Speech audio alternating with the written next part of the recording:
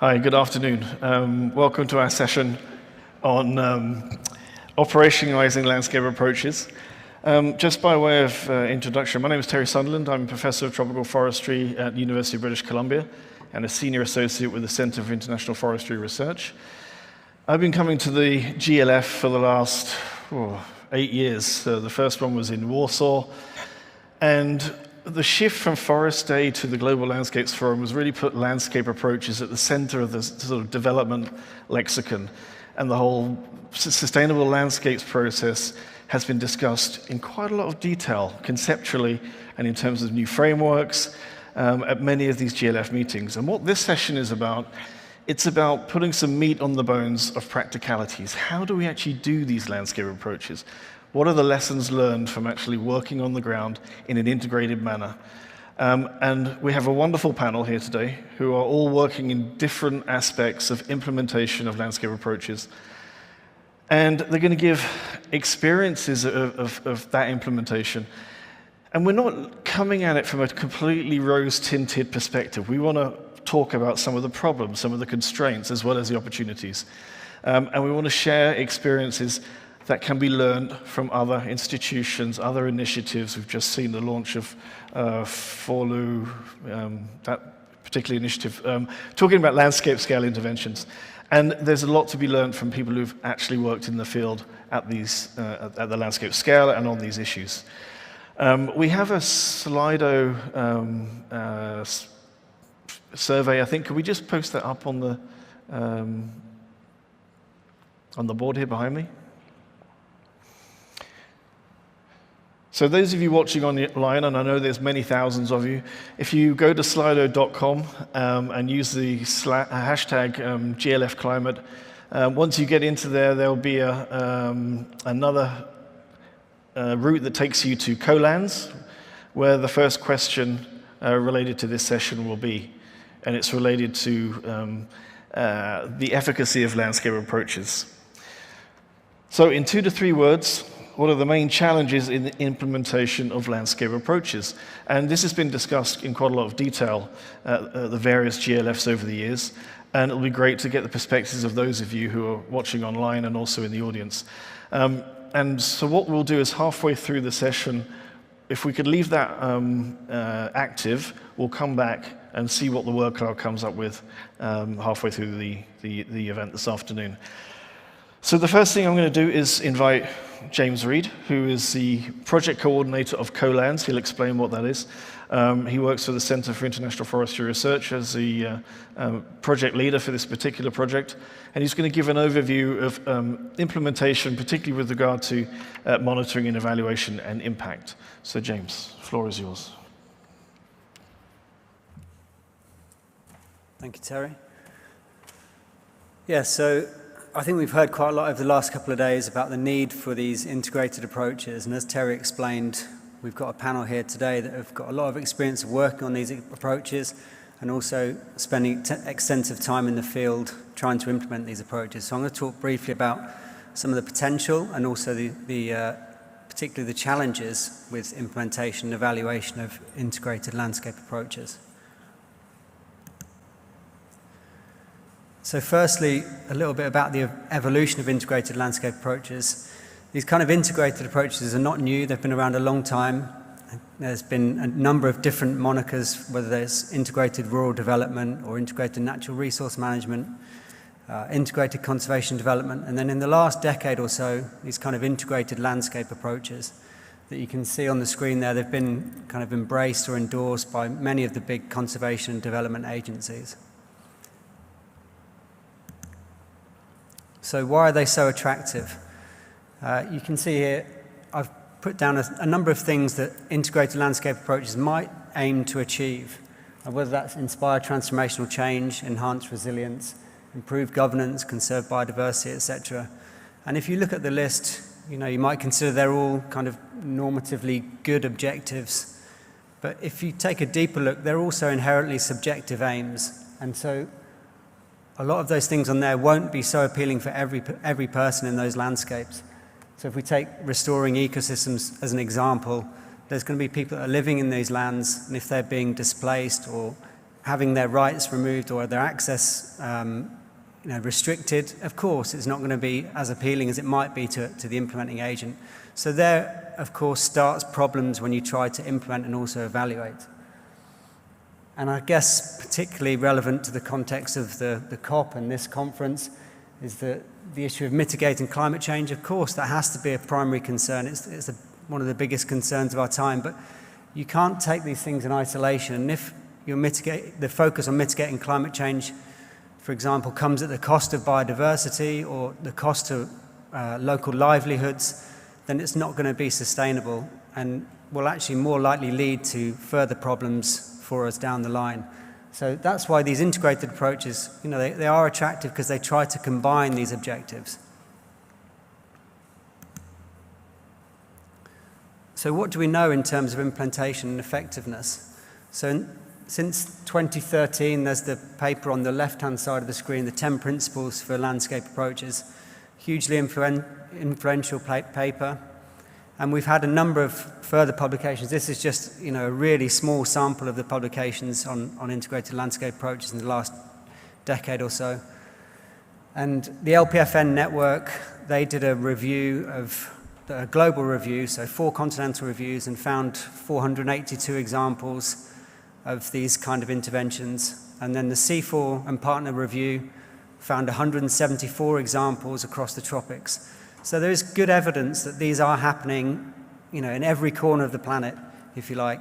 But unfortunately, so far, the evidence of effectiveness is somewhat lacking. We don't really know how effective they are, particularly over the long term. However, what we do know is that integration does seem to underscore performance. So these 2 recent analyses led by Carmenta et al. I'm not going to talk too much because Rachel's on the panel and she'll provide more detail later, but they essentially show that these integrated approaches fall across a spectrum of integration, and the ones that are tending to be more integrated are resulting in better outcomes. And more good news is that application of the landscape approach principles that I spoke about from Sayer et al. Can lead to transformational change. So 2 studies that came out last year, one in Ghana and one in Uganda, show that the application of these principles could lead to forest transition or improve rural livelihoods, could also help to resolve conflict and build local capacity. These are 2 examples, though, from like I said, the highly influential paper. We need to see more examples of these principles being applied in landscape approaches. And I think one caveat to these 2 studies, as good as they are as yet not long-term, and they're also fairly small scale. But they do also both say that there's a potential for upscaling. But again, going back to the subjectivity, as we heard in a session yesterday, upscaling is not always desirable. And in fact, when we're talking about positive tipping points, a lot of the time what we need is downscaling in operations and behaviors, particularly in high-income countries. So how do we generate impact from integrated landscape approaches? So this axiom, what gets measured gets managed. It was, I think, wrongly attributed to Peter Drucker back in the early 50s. But it's really kind of resonated, and it's appeared a lot in the literature. As you see on the screen, Joseph Stiglitz has used it, former chief economist of the World Bank, and it's also appeared numerous times in the environmental governance literature. And it's obviously attractive. But the reason it was wrongly attributed to Drucker is he actually went on to say that even if something is completely pointless, it can still get measured and get managed. So we have to be careful about what we're measuring before it's managed. And that's particularly the case for these landscape approaches. So performance monitoring tools are often not very useful in answering how or why values might change over time. And traditional impact assessment is challenging as appropriate counterfactors are lacking. So obviously, if we accept that contextualization is fundamental to landscape approaches, we have to accept that there aren't control landscapes. They just don't exist. So, yeah, it kind of presents challenges for these traditional impact assessment methods.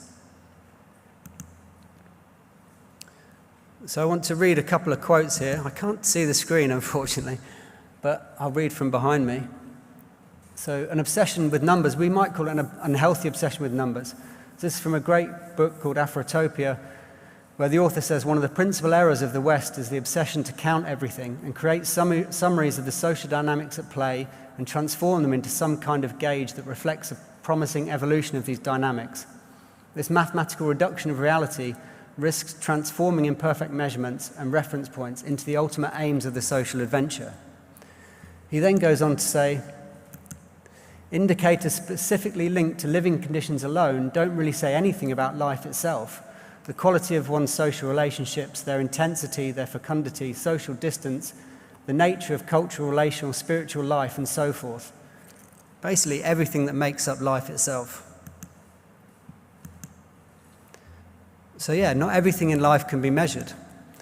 And kind of in kind of addressing this idea that what gets measured gets managed, the academic Ridgway in 1956 said that not everything that matters can be measured, and not everything that we can measure matters.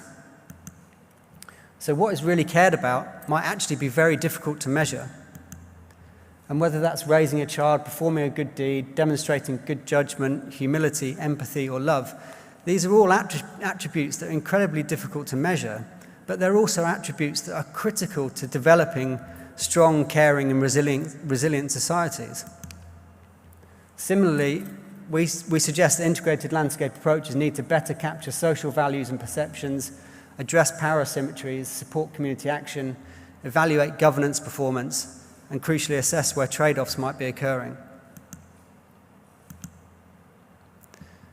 So the good news is that the evaluation toolkit is rapidly developing, and some of the advancements of recent years I've put on the screen here. I'm not going to go into any great detail, but you can see there's technological advancements in terms of the way we can assess land cover change through remote sensing or the use of drones.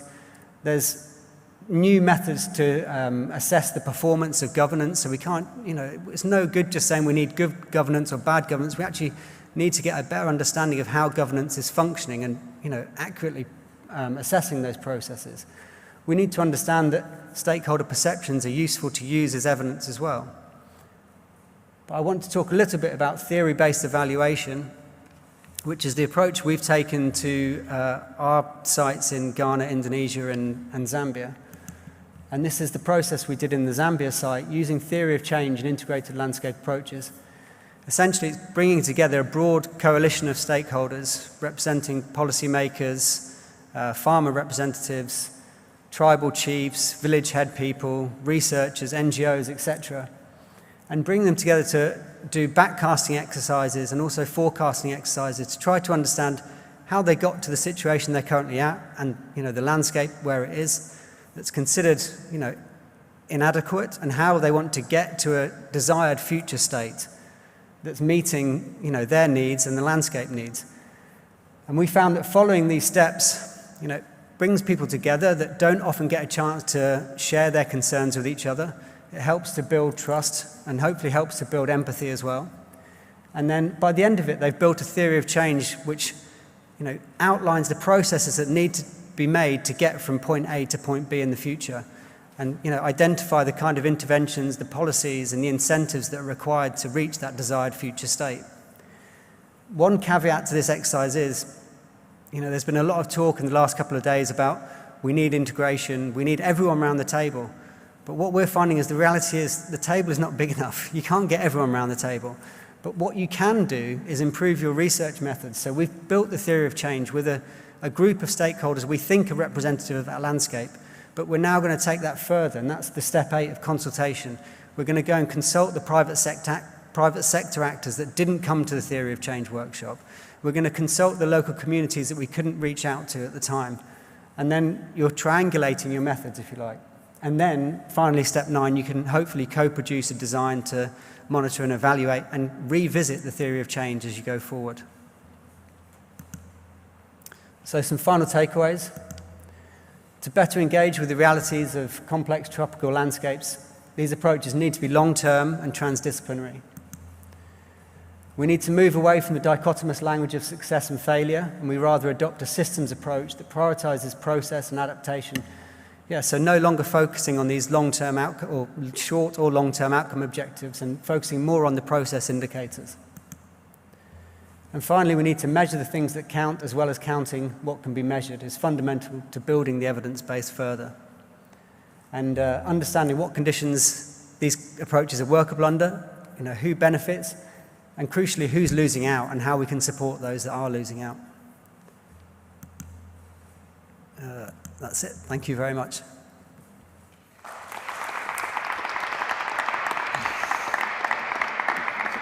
Thank you, James. I mean, you highlight something really important there, that the landscape approaches are not exactly novel. And although the GLF has really put the concept center stage in terms of sustainable development, that there's a long history of landscape scale interventions. And even today, it was mentioned in a number of sessions that we basically recognize that 2 billion people live in complex multifunctional landscapes and are doing it basically for themselves. And that kind of segues us very nicely into the second talk from Sam Adeyanju, who is a PhD candidate at the University of British Columbia in Vancouver. Sorry, Sam, it's very early there, but you're welcome, and the floor is yours. Thank you, Terry. Good morning, everyone. I'm Samuel Adeyanju, as introduced, and I'll be presenting this morning from Vancouver, Canada. This presentation is based on our latest paper on lessons that could be learned from community-based natural resource management to inform integrated landscape approaches for more equitable socioeconomic and ecological outcomes in Ghana and Zambia. Next slide, please. Our review of the historical land use trajectories in Ghana and Zambia and the subsequent emergence of CBNRM reveals similar experiences across both countries. In Ghana and Zambia, colonial authorities centralized control over land and natural resources, leading to unsustainable exploitation of natural resources. Successive post-colonial governments in both countries retained the colonial structure of fortress conservation model, thus leading to growing criticism of the inherent failures of this fortress conservation model, and also resulted in the emergence of community-based natural resource management in the 1980s. CBNRM, as a community-based natural resource management approach, places people at the center of natural resource management, which contributes to increasing equity and the participation as well as empowerment of local communities. CBNRM in both countries has made noteworthy progress, but still faces persistent challenges. Next slide. Both Ghana and Zambia have had a long history with CBNRM initiatives. For instance, in Zambia, the CBNRM initiatives also date back to the early and mid-1980s. While in Ghana, one of the recent CBNRM initiatives, which we could say it's the main form of CBNRM, is the CRIMAS, Community Resource Management Areas concept. This was launched in the early 2000s by the Wildlife Division of the Ghanaian Forestry Commission, and the CRIMA concept aims to promote community engagement in natural resource management towards contributing to food security, poverty reduction, by creating a natural resource-based income generating opportunities for local communities. Over the last 20 years, 32 CRIMAs are now established across various regions in Ghana, and there have been mixed successes recorded, both in terms of the socioeconomic outcomes as well as conservation outcomes delivered to participating communities. In the case of Zambia, the earliest CBNRM initiatives are the administrative management for game management areas called ADMID and the Luanga Integrated Resource Development Project, LIDA, established in the 1980s. Both initiatives were premised on giving communities the right to benefit from wildlife resources. Both initiatives also relied heavily on donor support. And when the donor support ended in in the early 2000s, the project also ended abruptly due to project funding issues. Today in Zambia, CBNRM serves as more as a natural resource management strategy, and it's recognized in the 2015 Forex Act. Next slide. Some of the challenges we observe based on our review as well as interviews with stakeholders in both Ghana and Zambia shows that short-term project funding cycles make working on governance, capacity building, and community ownership necessary for sustaining CBNRM challenging. Like I just mentioned, like the issues in Zambia, where the major CBNRM initiatives became defunct due to funding challenges. There's also fragmented institutional framework with weak horizontal and vertical linkages, thus leading to proliferation of actors and imbalanced power relations in many occasions. A clearly defined exit strategy that prepares local institutions and communities to be self-sufficient is often lacking in many CBNRM initiatives. Also, finally, due to a lack of local support and local buy-in in some instances, CBNRM initiatives struggle to survive beyond the exit of external support at the end of project funding. Aside project donor funding, we also see that a lot of NGOs are very, very crucial in the establishment of these CBNRM initiatives, both in Zambia and in Ghana. Next slide. Despite the challenges facing CBNRM initiatives, there are many positive traits in their design that should be acknowledged.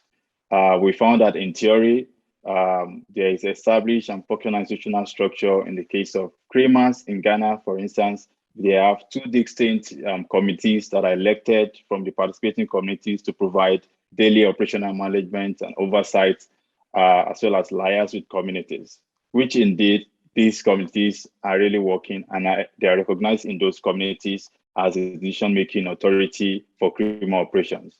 Another strength of CBNRM in both Ghana and Zambia is that it allows participating communities to decide on conservation and development priorities which are relevant to the local context, and also to tailor these initiatives accordingly.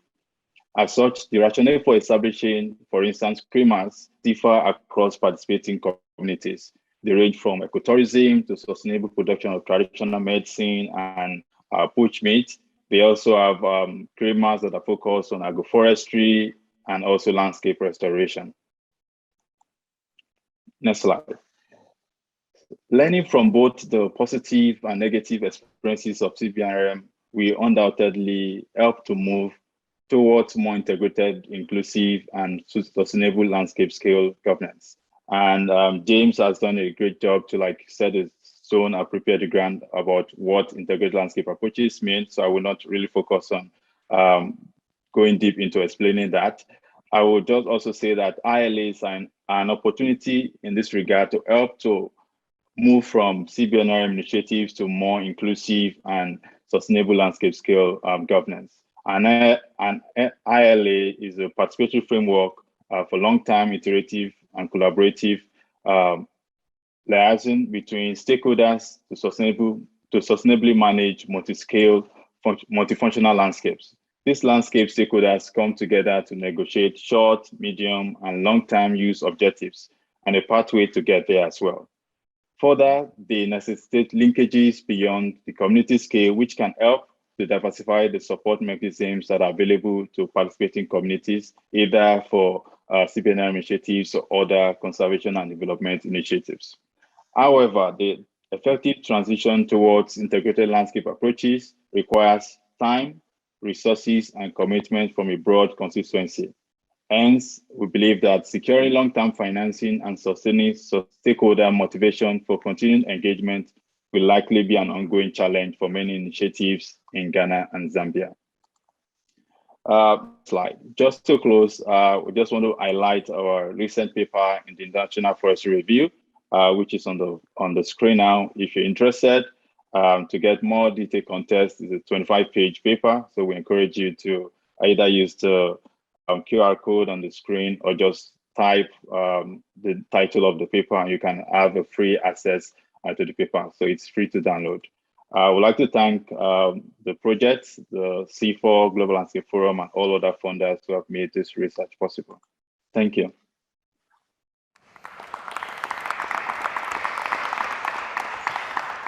Thanks very much, Sam. And I think what your paper does is it highlights the importance of understanding the history before thinking about building on basically new concepts of landscapes and integration. And you mentioned consistently inclusivity, the approach towards moving away from that colonial construct of annexing land has to be more inclusive as we move towards multifunctionality.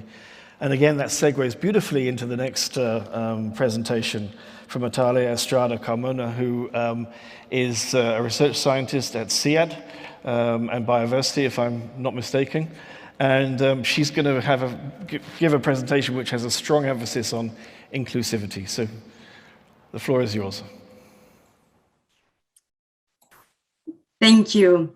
Hello, everyone, and thank you for this opportunity for sharing some reflections about the need to put more attention to inclusion in the context of integrated landscape approaches for solving the global crisis that is affecting people disproportionately. Next, please.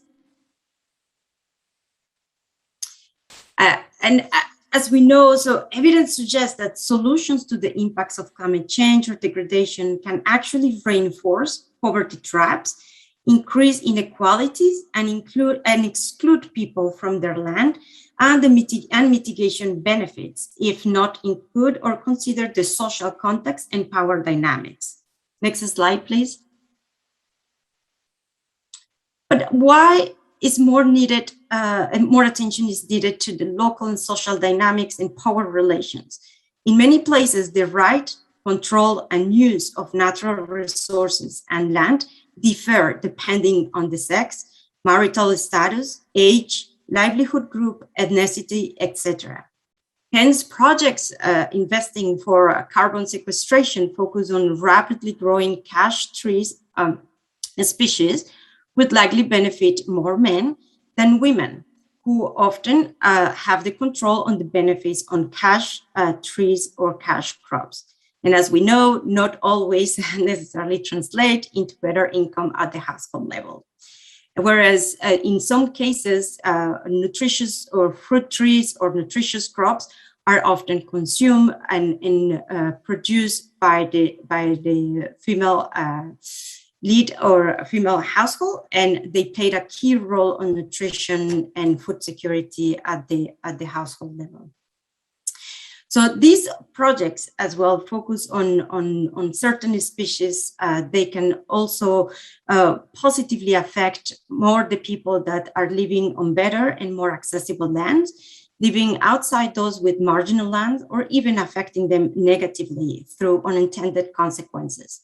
So in summary, the cost, the risk, and benefits of mitigation or restoration efforts are not equally distributed. Next slide, please. So we wanted to look more about distribution more in detail in one of the countries where restoration efforts, it has been taking place since a long time ago. And with Wulutavu, the leader of this research, we wanted to understand with a gender perspective how the different research on restoration has been incorporating different aspects of gender, including distribution. And what we found, so we text mined 312 peer-reviewed articles that date back from 1985 to 2020.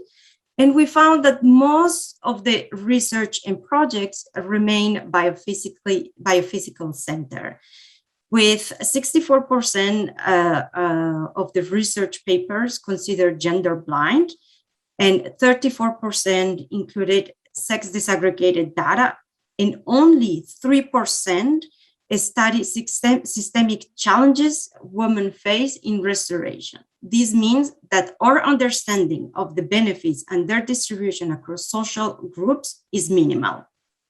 Next slide, please.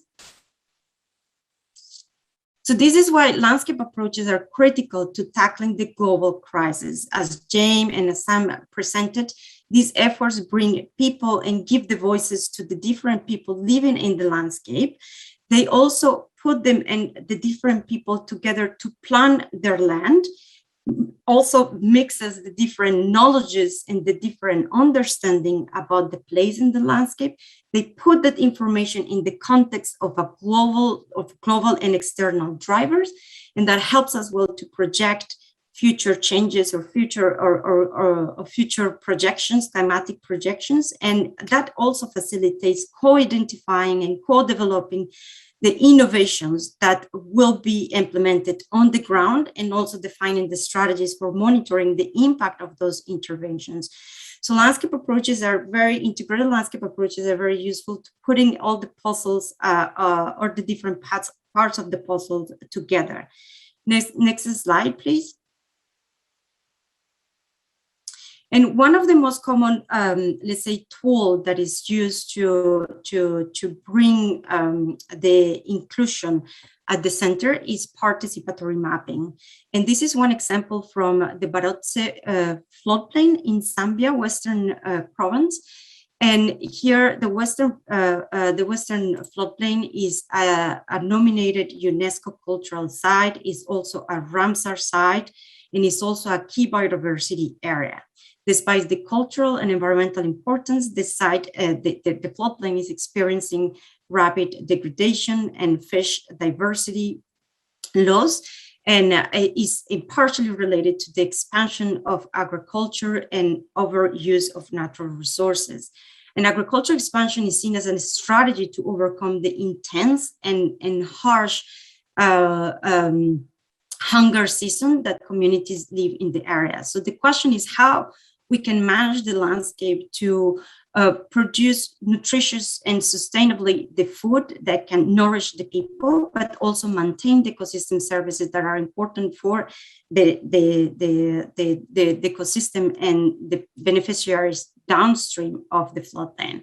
But this is the use. So what we wanted to do is to understand how men and women access the landscape, because there are differences. And what we found, for example, is that women tend to have access to the land types here in Silosi language that have poorer soils, and also the land types that are more exposed to floods and to droughts. That means that this type of tools can help to identify the trade-offs, and more importantly, what are the synergistic management or interventions that can help to contribute to nutritious food, to sustainable agriculture and ecosystem services, and at the same time to maintain the well-being of the local people in this area.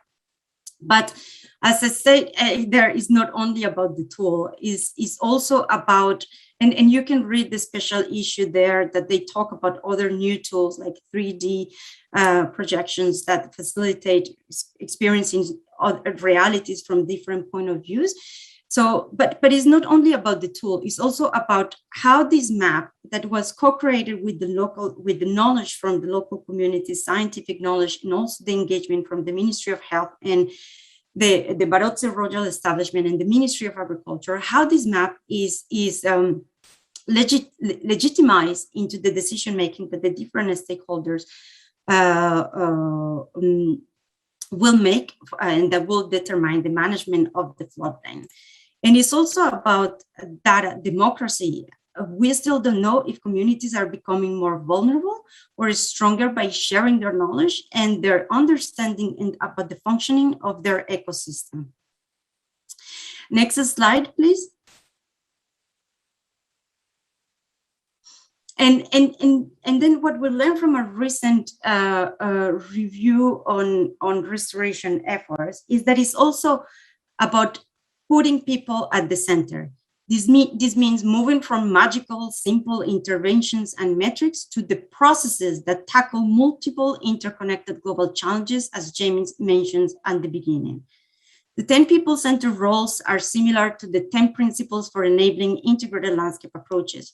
One main complementary aspect is the emphasis on inclusion and the need to question the dominant discourses. Next slide, please. And I would like to finish with a reflection. So people worldwide are already implementing and working to preserve their landscapes and their resources. So people are ready to be included. But power imbalances need to be more closely evaluated worldwide, since these drive large inconsistencies between countries' commitments and realities that people experience. For example, as we know in Latin America, and particularly in Colombia, a case that I know well, communities, indigenous, and environmental leaders are silenced weekly. And this is not a metaphor, that they are being killed for defending their land and resources against international projects for development, such as mining or agricultural expansion. These type of inconsistencies, along with the limitations that we mentioned before, that integrated landscape approaches experiences, needs to be should not be permitted in the years to come. Thank you.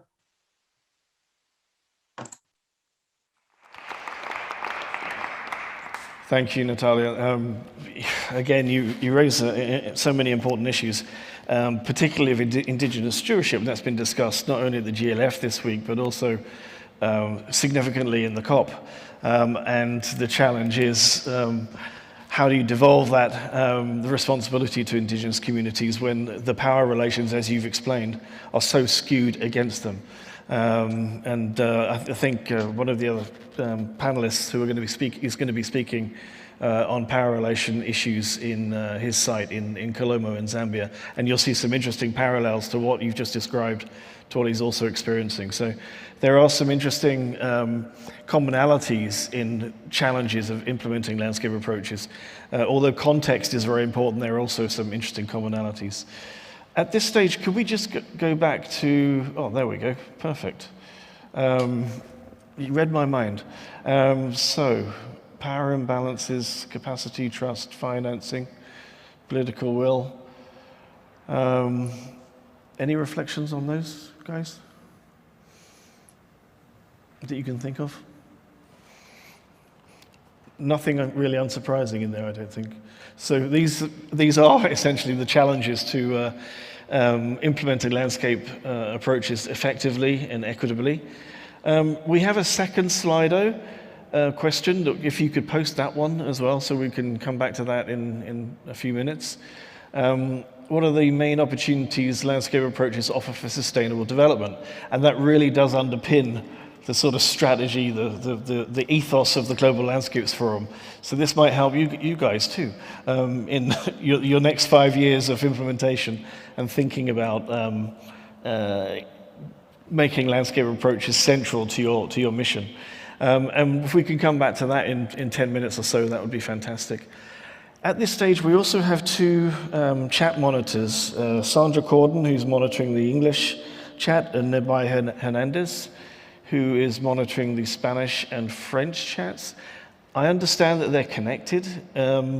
If there are any urgent questions at this stage or queries that you would like to put to the panel from those chat exchanges, would you like to speak out now, if you're able?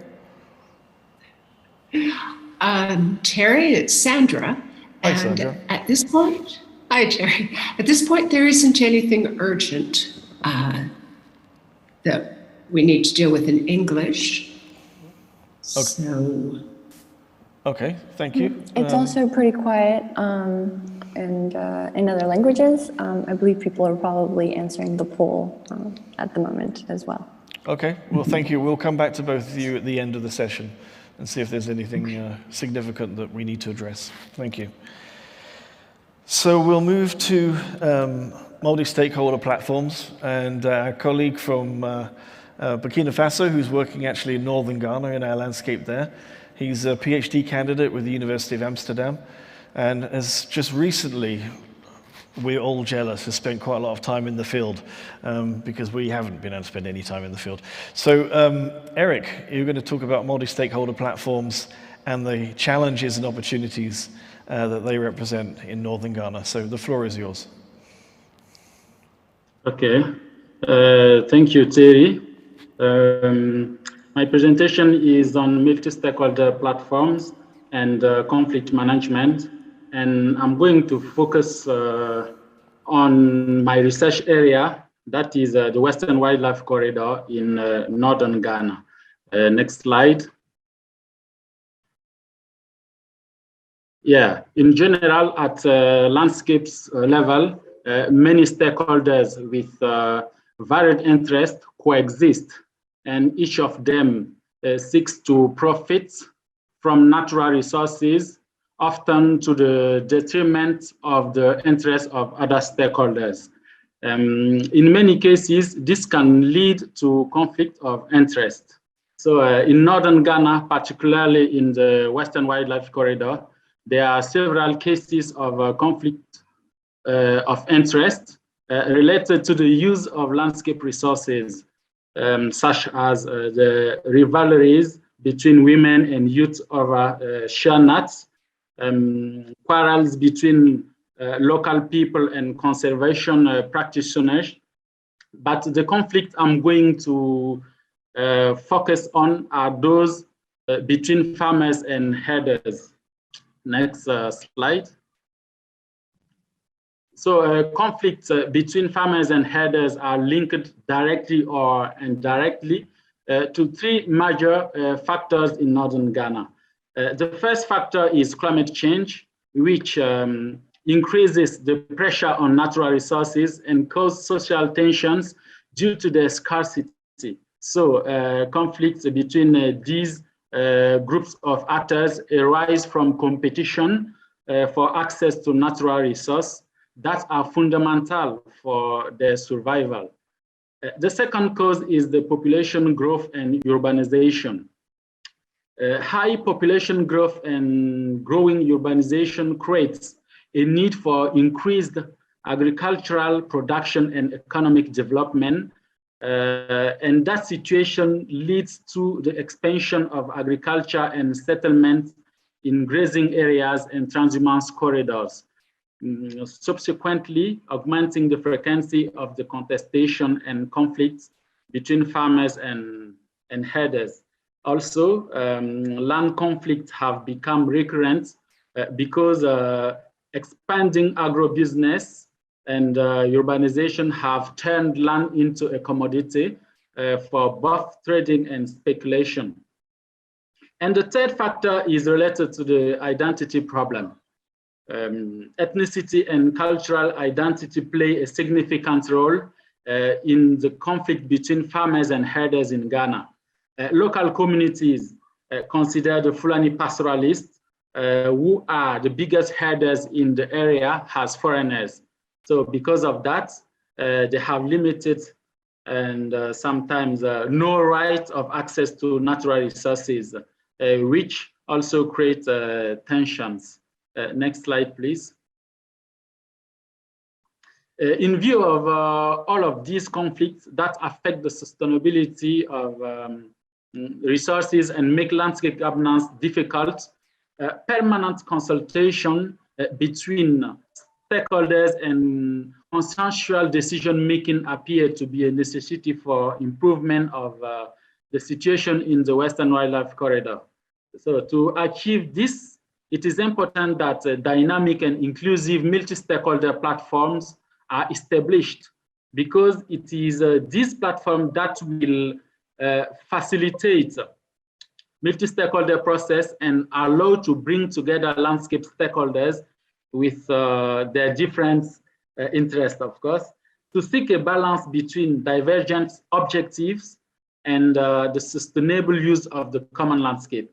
So indeed, a multi-stakeholder platform is a governance tool that provides a framework for dialogue and consensual decision-making among the different stakeholders in the landscape. And it's crucial in conflict management processes because it gives the opportunity to protagonists to talk to each other, to understand each other, to make trade-offs, and to avoid violence or to resolve the conflict in a peaceful way. So now let's talk about the opportunity and constants for the creation of a solid and inclusive multi-stakeholder platform in this corridor in northern Ghana. Next slide.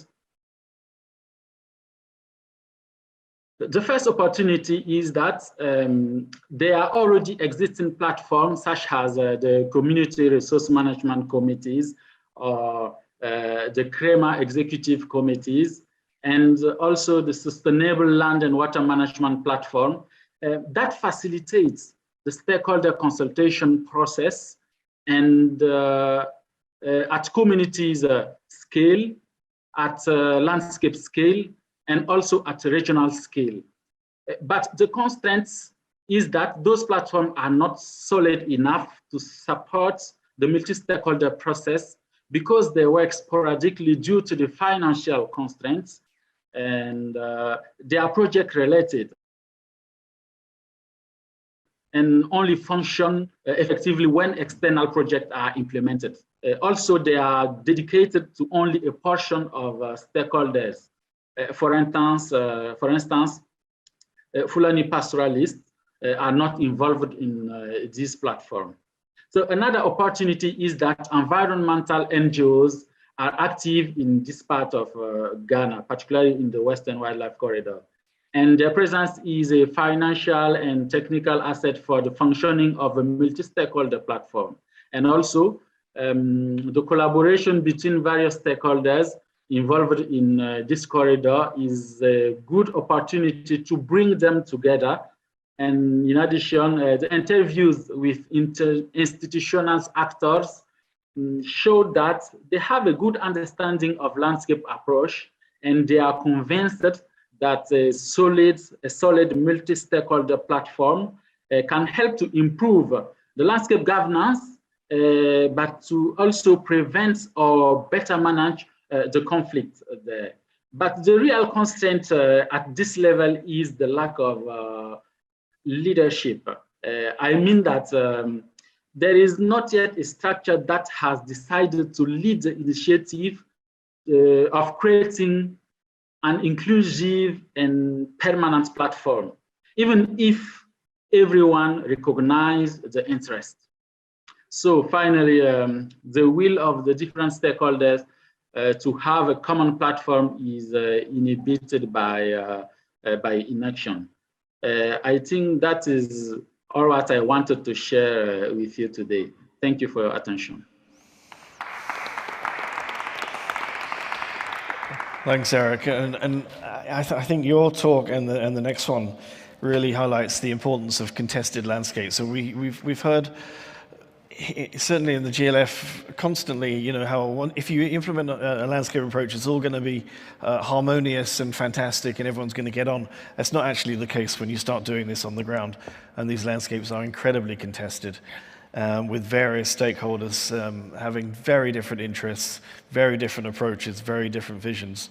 And it's important that we highlight these things because they are the realities of trying to implement these landscape scale initiatives. Which again leads very nicely into Freddie Siangulubi's presentation. He's also a PhD candidate at the University of Amsterdam, but based in Zambia, working in the Kalomo landscape. And he's just done a fantastic analysis on looking at power relations in this Kalomo landscape. So Freddie, the floor is yours. Thank you so much. I want to share some of the insights from my research that I undertook together with my colleagues in Kalomo on power relations, particularly looking at what are the prerequisites for integrated landscape to be implemented successfully. And I was looking at power relations, and I want to share some insights on how power relations have been playing in Kalomo landscape. Next slide. I'm looking at integrated landscape as a way to bring different stakeholders to discuss the synergies and some trade-offs relating to various land uses.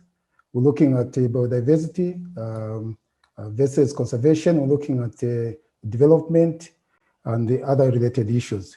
However, we need to be mindful that if we are to bring these competing interests together, what are some of the issues that we need to consider in order to create a win-win situation? And sorry. how can we win and lose more situation be achieved? And therefore, we need to understand the power dynamics that offers opportunities for to leverage the processes in decision making. Thus, a greater focus on the roles and types of power could improve the effective implementation of long-term sustainability of integrated landscape approaches. Next slide. Why are power relations necessary in integrated landscape approaches, particularly landscape governance? This will depend on the objective that we would want to achieve. Are we looking at equality, or are we looking at equity? Are we looking at inclusivity, or are we looking at representation? Of course, this will give us an opportunity to ask more questions, such as how can the marginalized sections of the society equitably be participating in decision making? Or are we looking at dealing with the asymmetries that would require us to recognize the power differentials in partnerships? What are the roles of women, traditional leaders, government agencies? All these different stakeholders, they come with different expectations and opinions on how they would want to manage their landscapes. Or are we looking at how power is exercised to influence decision making? Then we ask ourselves, how is this power exercised, for who and by who? And also we need to understand the issues of access and ultimately how these influence decision-making processes. Next slide.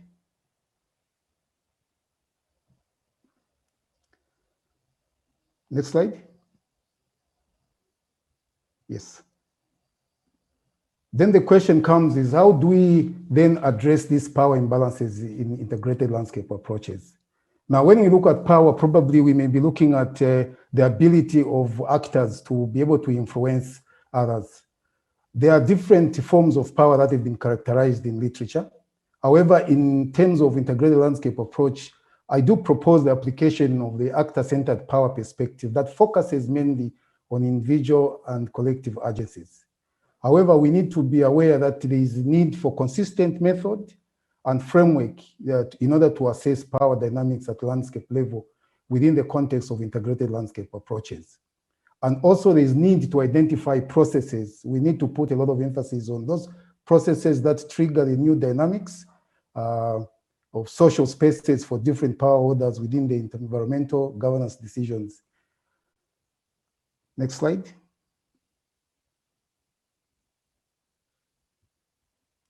So let me quickly then share with you some of the insights from Kalomo landscape where I'm working, where we have got different power holders. The first thing that we need to do is to identify actors. There are different tools that we can use to identify actors. And one of them that we used was to undertake a social network analysis that gave us an understanding of who actually are the actors in the landscape, who is who, what is each actor doing, and how are they influencing the processes of decision making. So we identified quite a number of groups and actors, including traditional leaders, women groups, farmer coalitions, government agencies, some NGO groups, CBOs, and so many, but more particularly the private sector, which was, of course, at first was difficult to bring on board because of their resistance to the process of decision making with other people. Next slide.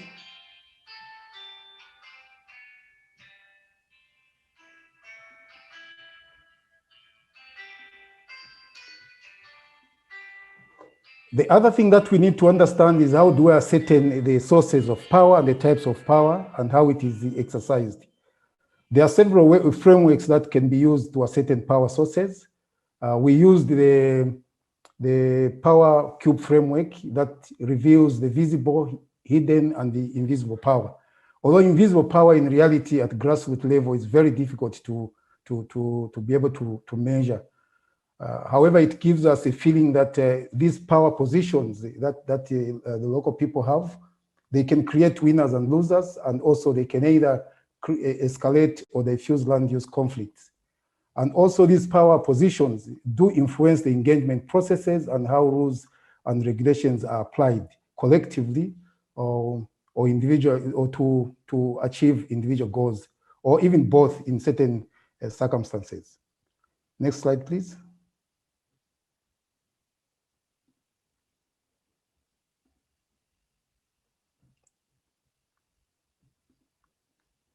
The third and the final aspect that would help us to equitably implement the integrated landscape is to identify the social spaces. By social spaces, we mean those arenas where different discourses are shaped and social relations are arranged to enhance either or diminish the participation of the people. So these can be either closed spaces, which are very strict and exclude other people to participate in those decision-making. And in our research, we found that traditional leaders and indigenous people do aggregate to make certain decisions, excluding others. Also, invited spaces or claimed spaces are some of the spaces that we need to identify in order to know how the power politics play at landscape level. More importantly, from our research, we found that apparently the chief area where some people live close to the chief seemed to have wielded more power than those that are very far from the chief. Equally, those that have got connections or some form of communication frequently with those that are in government institutions seem to have more power. And this has created the power vacuum for those that do not have those kind of connections. What is my take-home message? Next slide.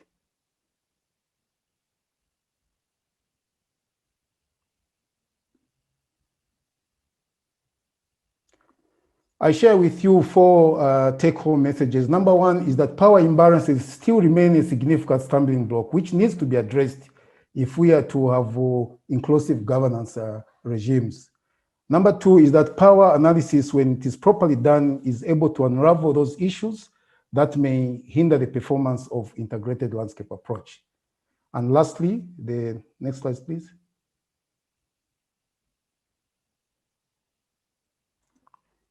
The assessment of power, understanding and recognizing the influences of different power holders in environmental governance, in my view, is a very critical and first step towards the understanding how integrated landscape approaches can be implemented. And lastly, I advance to you that when based on prior power analysis, integrated landscape approaches, which has been well articulated in previous presentations, offer the potential to balance these divergent power positions, particularly ensuring fair participation of those that are marginalized, such as women, youths, and those that have got less voices in the dialogue-based processes. I thank you so much for your time.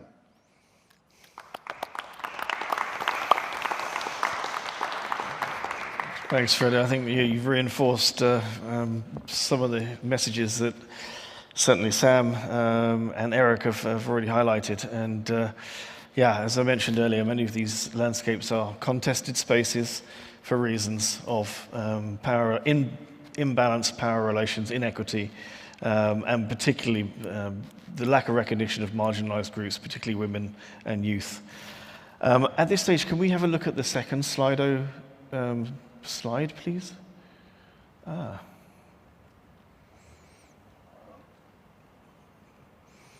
That's pretty...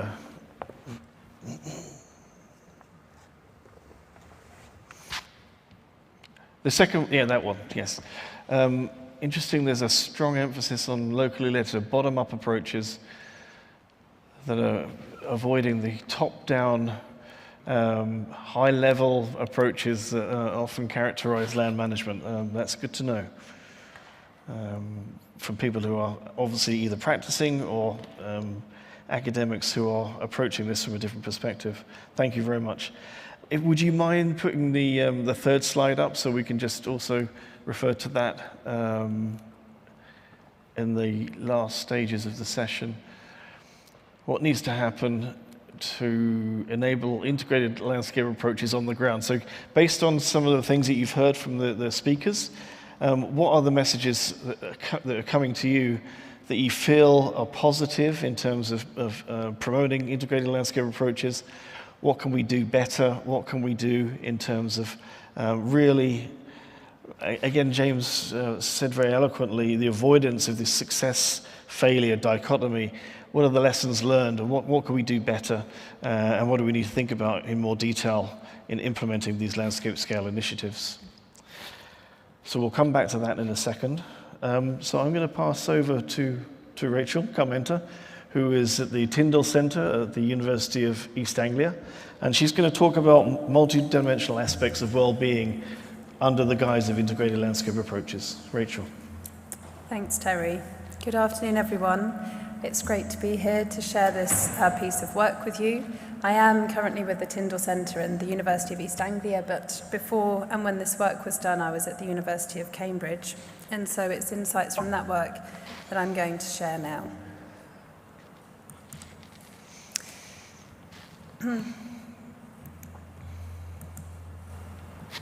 So, as we all know, tropical forests are important for millions of people. They are the home of millions. They are the place of production, of knowledge creation, of culture and lifeways, and people and their livelihoods are interdependent with forests and with the biodiversity within them. So forests and human well-being are connected, and of course forests are also sites of high levels of biodiversity. And yet, as we've been hearing, forest landscapes are contested. They are sites of fast-paced change, biodiversity losses, and often coinciding with levels of economic poverty, meaning that site-level interventions have focused on these landscapes to address conservation challenges as well as development in distinct ways. And those distinctions between strategies are important, yet all of those environment-facing interventions have the potential to impact human well-being. And that's because as interventions are enrolled and enlisted, they replace and recast use, access and rights to land by the people living in those landscapes. They alter practices through new sorts of rules and introduced intervention. For example, fire management in small-scale agriculture is often adapted or even prohibited in different interventions. And so these types of impacts then have ramifications for the local communities living in these spaces. For example, their social networks or the moral and gift economies, which are often central in these sites where the economy is still relatively marginal. And whilst there's been increasing interest in measuring the impact of environmental-facing interventions, a lot of the work done has focused on standardized routine performance domains. So, for instance, looking at agricultural impacts, perhaps looking at yields, or at conservation outcomes, measuring impacts on biodiversity and species abundance. Some work also looking at governance arrangements, and we've been hearing about that this afternoon. And when the human dimension is there, there's often a focus on the material dimension of livelihoods. So, for instance, economic income and livelihood strategies. And what's more, the evidence of impact has largely been dominated from the natural sciences. So these are just a few examples of many, looking, for instance, at the role of different IUCN category intervention sites on carbon sequestration, or looking at the comparative performance of different intervention types on fire severity and prevalence, or on biodiversity outcomes. And when it comes to the human dimension, well, we know that, in fact, well-being constitutes more than the economic dimension, and we've heard about that today as well, of course. There are subjective and relational dimensions to human well-being. And it's interesting to ask the question, well, what do we know about the way in which environmental-facing interventions, landscape approaches included, impact these different dimensions of well-being? And some recent research has looked at that question. So McKinnon et al. Led a review recently looking at how different strategies for conservation impact these different constituents of well-being. And there are, of course, many different frameworks for thinking about well-being, but they took a number of them, put them together, and then had a look at the literature to see, well, what do we know about these distinct strategies and how they influence particular dimensions of well-being? And they show that the research is really focused on the material elements, and we know very little, for instance, about how conservation interventions impact social relations or health, for example. And then on the other end of the spectrum, if you like, Laura Rasmussen and colleagues looked at agricultural intensification and asked, what do we know about this strategy for conservation and development? How has that impacted well-being? And again, they show that we know very little about how intensification has impacted those non-material dimensions of well-being. So essentially then, the evidence is insufficient. And what we wanted to do was probe this question. How does, if we look at a spectrum of interventions across land sparing to land sharing, let's say, or protected areas and intensification versus integrated approaches, how do these different strategies impact multi-dimensional well-being? But we also wanted to ask the people in these landscapes, what is well-being for you? And so to do that, we used a perception-based impact assessment and a tool called the GPGI, or the Global Person Generated Index. And we took that and we interviewed farmers or heads of households in around 270 different households in 4 different intervention types in the state of Pará in the Brazilian Amazon. And we looked at communities within a protected area, communities within a soy intensification landscape, and 2 communities in integrated approach sites or sustainable use reserves in this instance. They were an extractive reserve and a national forest. And so with this approach, we found that, in fact, the material constituents of well-being really didn't dominate in these communities. What mattered just as much across all sites were the subjective and relational dimensions of well-being. So we really challenged then this dominance of material metrics when we're asking the question about the impacts of different interventions on well-being. We also found that the relational dimension contributed heavily to well-being in all sites. You can see the bulging circle in the top row on that graphic on the right, and that shows that people were reporting relational dimensions of well-being really mattered to them. But perhaps more importantly, in a way, was the question, these are not the well-formatted slides I see, but anyway, the question about impact. So we wanted to capture people's perception of how these different interventions have impacted their well-being. And what we found was a polarized impact footprint across the single sector, or let's say the protected area and intensification, versus the integrated approaches. So in the single sector sites, the impacts were far fewer, so they were having less impact, and of that impact, it was mostly negative. And the flip was true for the integrated sites. We showed that the impact was higher, people perceived these interventions had had more influence on their well-being, and that was mostly positive.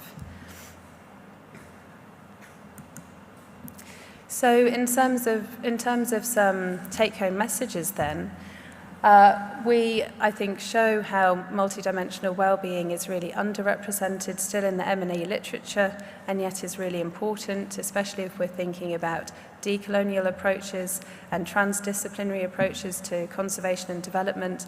Then these sorts of tools that we've used, such as GPGI, can be really important for bringing visibility to currently sort of marginalized values. We also challenge then that dominance of the material metric and offer a way to go around that when evaluating integrated landscape approaches. We show that whilst those integrated approaches might do better, they still are perhaps not doing good enough because there was a high level of reporting of null impact by the people that we surveyed. And all of this has implications for how conservation and development is practiced, I think, because it shows how essential really integration is. And of course, that has a big ask in terms of the types of partnerships and multi-sectoral engagements that operationalize these types of approaches. So just to flag then, the work I've shown is actually currently in review, and it's in a special issue that myself and Julie Zaringer from the University of Bern are leading or putting together, helping to curate in the journal People and Nature from the BES. And that's going to be out sometime in the first quarter next year. There are 11 other papers in there which are all looking at how both environmental change but also responses to it have impacted well-being, thinking as well about these more invisibilized dimensions of well-being and trying to give them recognition and voice. So hopefully that will be an interesting set of work. Thank you so much for your attention.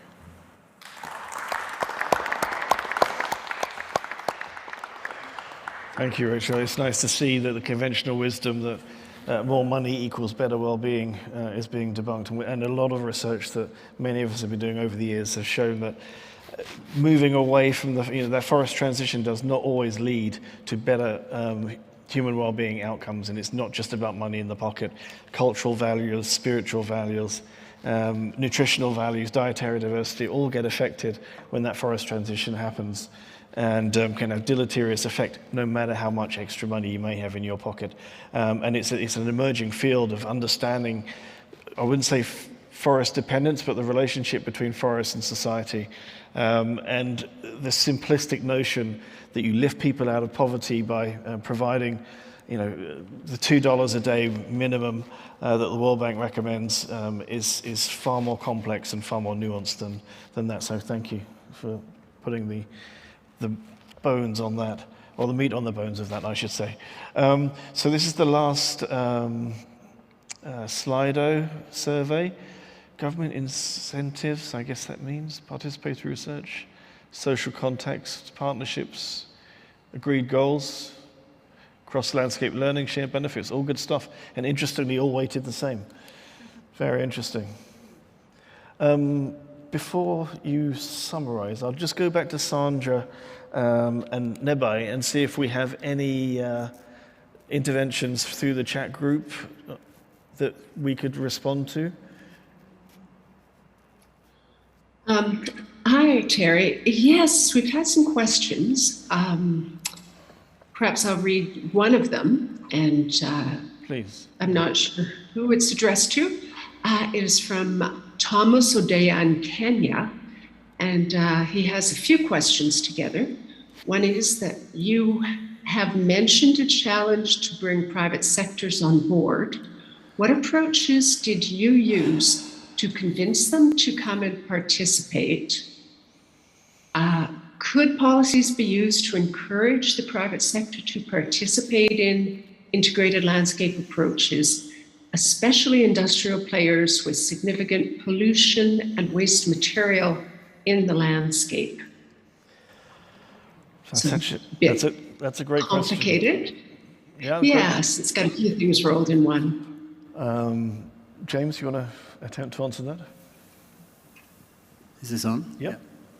Yeah, thank you for the question. Like Terry says, really, really great question. That is absolutely one of the challenges we face across all of our landscapes. But I can say something a little bit about the Zambia landscape in particular.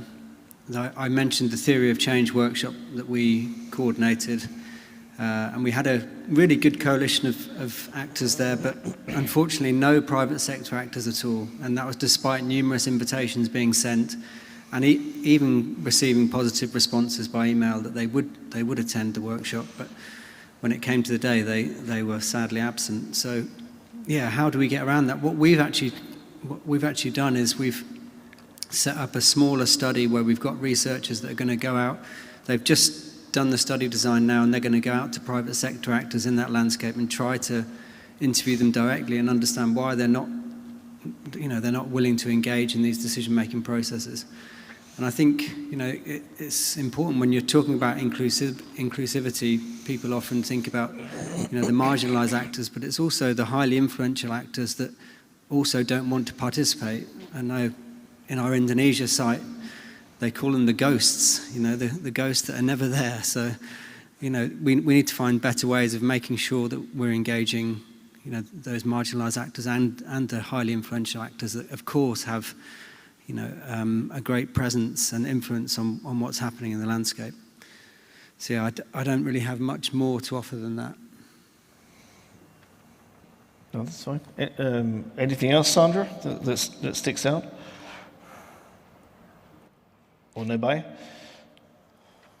Yes, Nabai has a second question. There's a question from Connor Delaney. It seems to be addressed to all the speakers. In the experience of our speakers, what have been the most successful forms of engaging those with local and lived knowledge in a way that leads to action in the landscape? That's also a great question. Maybe throw that over to Eric or Freddie, because you are the guys currently most engaged in the landscapes. Obviously, for context, our project is funded by the German government, but many of us have not been able to travel to the field for the last 18 months, 2 years. Freddie and Eric have had the good fortune to be able to do so. So either of you two or both of you, do you have a perspective on that particular question?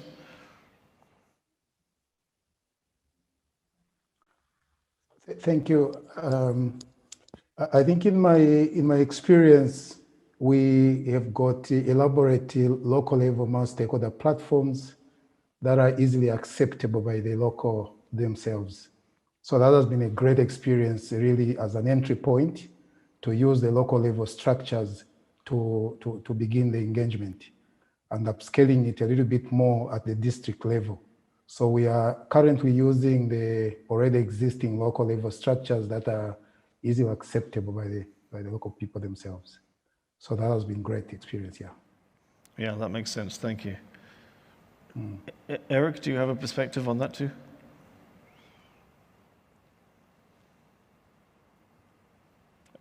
You're muted, my friend. There you go. Yeah. Sorry, maybe I would ask Nabai to repeat this question for me, please. Definitely, no problem. So Connor says, in the experience of our speakers, you guys, especially people engaged in the field, what has been the most successful form of engaging those with local and lived knowledge in a way that leads to action in the landscape? Okay, yeah, thank you. In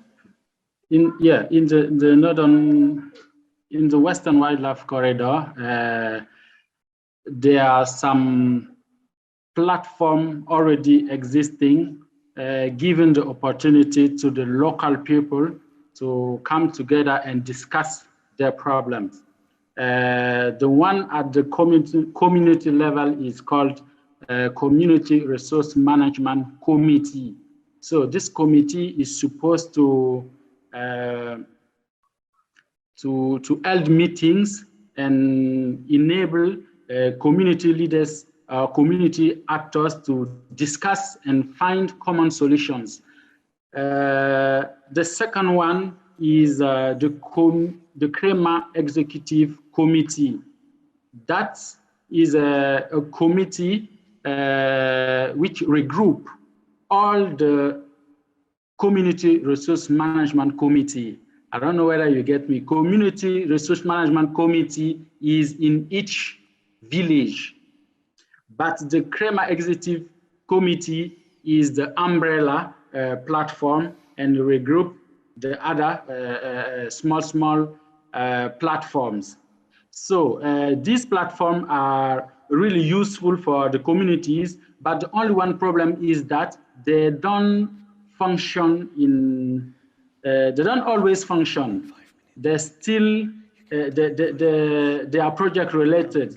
They have they have financial constraints that make it to not really function well. If not, these platforms are there and they are useful for community. And also, if we based on this platform, I know it will be possible for the other stakeholders, like institutional stakeholders, to to create a better platform that can put all stakeholders together. Yeah. So this is what I think. Thank you. It's basically you're saying, both of you are saying, using existing structures and existing platforms rather than create shadow institutions. That makes a lot of sense. So we have people live in the audience. Are there any questions or burning issues that any of you would like clarified? Or I don't know how we do this because there's. I'll try to speak louder. No, I think we have to. We have to.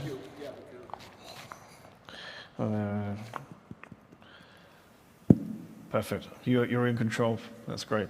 Thank you very much.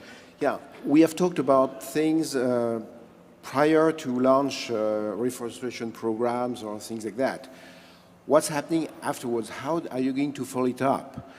I'm saying this because I hope in a couple of months we'll start a project of 108,000 hectares of reforestation. All these things have been taken care ahead, but now my issue is how are we going to follow it up, because investors, if they come, will ask for results. And I have to monitor that, and I was wondering if we have tools for that, particularly on the well-being and things like that, because this will make the project successful. Otherwise, if they're not happy, it won't work. Thank you. Rachel? Hi, thanks for the question. I think that one of the most important things is to make sure that your impact metrics for well-being are not just externally derived. And so perhaps some scoping, pilot work, to understand from the people in the place that you're targeting, what do they regard as salient, what matters to them. And for that, for instance, the GPGI is one of other tools you could use. So it's the Global Person Generated Index, and it's a tool that allows you to ask openly what matters for your well-being, and then respondents give you 5, but you could set that at more or less, different constituents that they value. And so then you could do an assessment of what seems to be those key things, and from there try to develop your metrics that resonate then with what matters locally. And I expect part of sort of doing that process is also for it to be iterative. So not to imagine that, you have a sort of finite list. But I think doing that would be, the easy option is obviously to measure things like income and livelihoods, but they're often not the full picture, as we all know. I mean, of course, there are many other dimensions to well-being. So measuring those other things would really be the best practice. And it would be a selling point, perhaps, even for your work. Thanks. Hi, is this working? Yeah. Hi, my name is Sophie Higman. I'm from ProForest. Thanks very much for all the really interesting, informative talks this afternoon. My question is coming back to the private sector input. We already work with some groups, coalitions of companies that are working together and wanting to have kind of pre-competitive coalitions that work at a landscape scale, where they can, have interventions that they bring together, both around livelihoods, but also around, production and environment and reducing deforestation. And this morning we heard at the COP in the FACT Dialogue, the Consumer Goods Forum also announcing their Forest Positive Coalition landscape ambition. And I think we're going to have this kind of I'm not going to say a clash, but these two different directions of working at landscape level, at a very local kind of level, and these kind of, some of the case studies you've talked about, I think, are kind of talking quite locally, and then these kind of enormous companies coming in and saying, we want to work at this landscape level. And I'm really interested to know if you've got any lessons or perspectives on that we should start thinking about, because I think it's going to become such a huge question in the next few years. Thank you. Could you? Oh, I am working.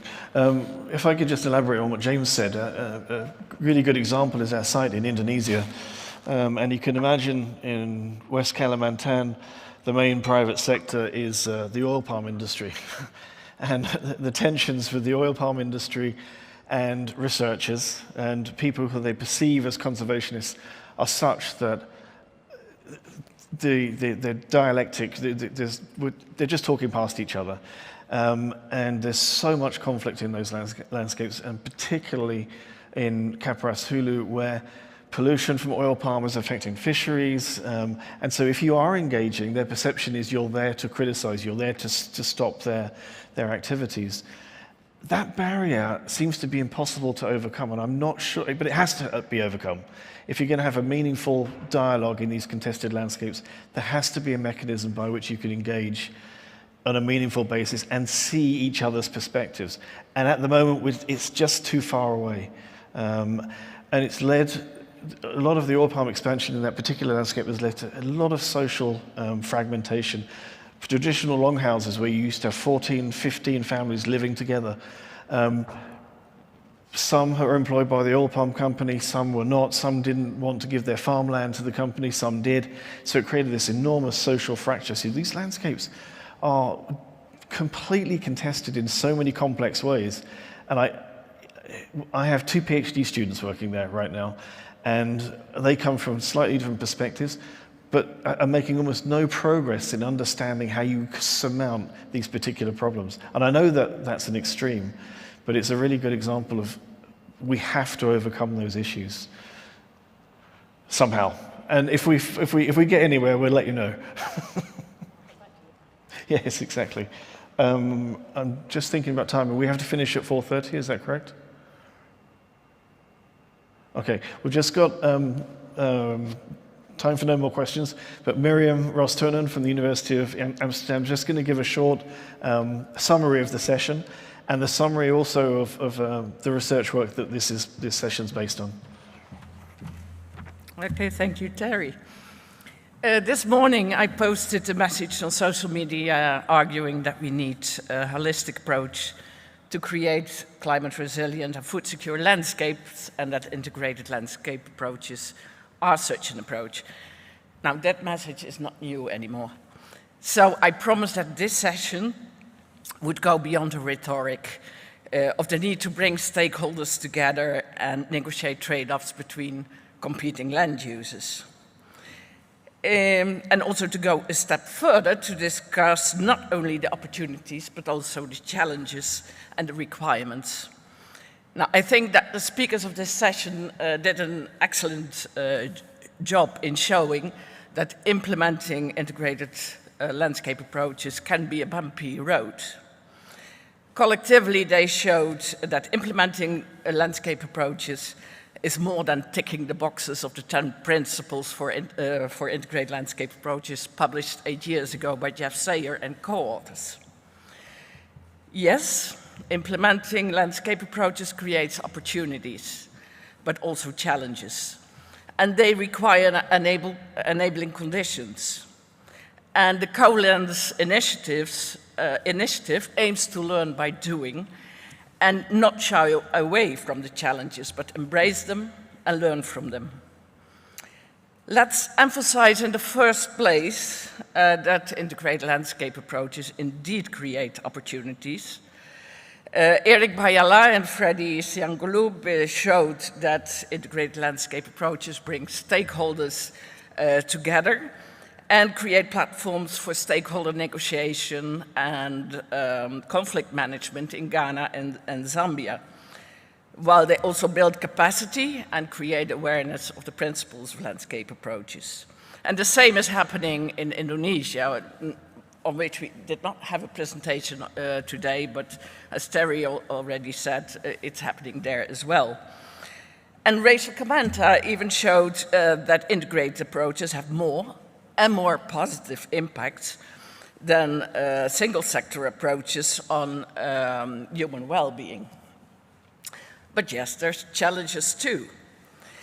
And Samuel Janyu, if I pronounced it correctly, made clear that we can learn from past experiences in community-based natural resource management. And one thing that particularly came to the fore is that the $1 million question remains how to sustain multiple stakeholder platforms when donor funding comes to an end. And we don't have an answer to this question, but It underscores once again the importance of finding locally embedded entry points for the implementation of landscape approaches, as Freddie and Eric also made clear, build on existing structures rather than creating shadow institutions. And the second thing is also build clear exit strategies where initiatives do depend on external funding. Second, Freddie showed us the importance of analyzing power positions and actor networks before implementing a landscape approach. Implementing landscape approaches implies bringing together stakeholders with diverging interests and power positions. And as Natalia has shown, this includes gender, and Eric added that it may also involve ethnic tensions between, for instance, the Fulani herders and the farmers in northern Ghana. And getting prior insights into those is an important prerequisite to navigate and address these differences, and to be sure that landscape approaches are inclusive and transformative by giving the most marginalized actors a say in landscape decision-making. And that brings me to the inclusivity challenges that Natalia Estrada-Carmona drew our attentions to. And I found it particularly shocking to learn that 64% of forest restoration studies are gender blind, and that the majority of the projects generate unequal benefits for women, whereas forested landscapes are so crucial for women's livelihoods.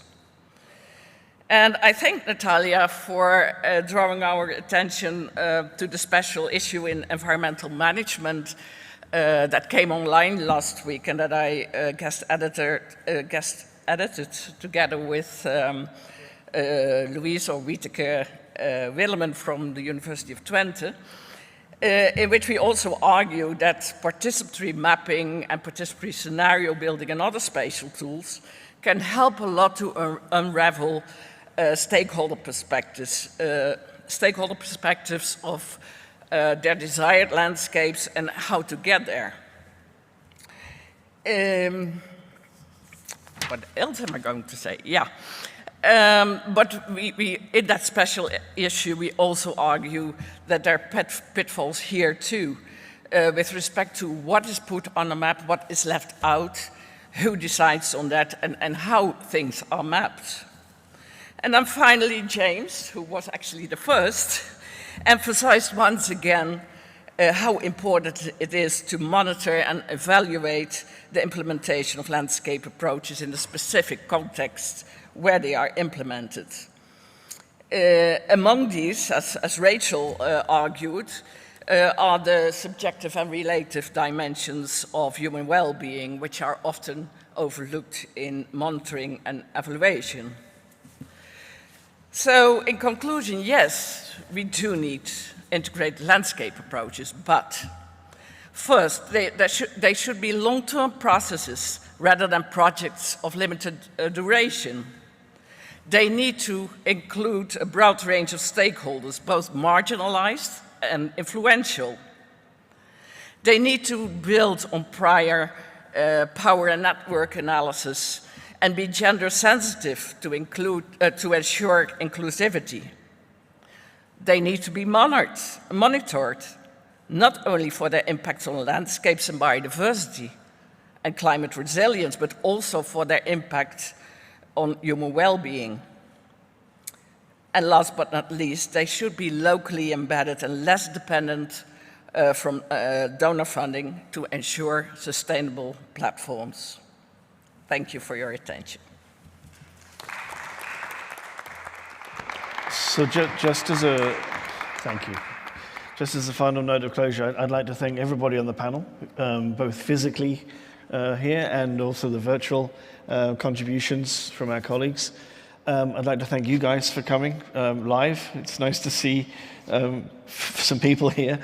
We have no idea how many people are online. I'm sure it was in its thousands. I would especially like to thank the GLF for giving us the platform to share our work.